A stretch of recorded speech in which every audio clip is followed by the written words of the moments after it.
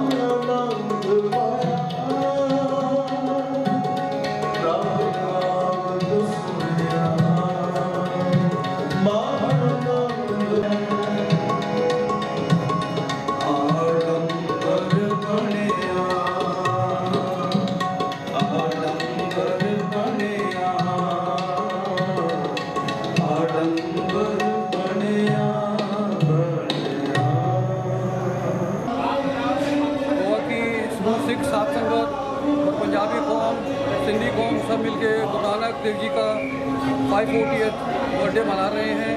गुरु नानक सच्चे पातशाह का एक ही मैसेज था, service to humanity, equality to all.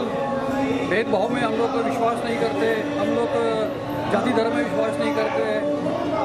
यही गुरु नानक सच्चे पातशाह का पीस एंड प्रॉस्पेरिटी के लिए सबको संदेश है।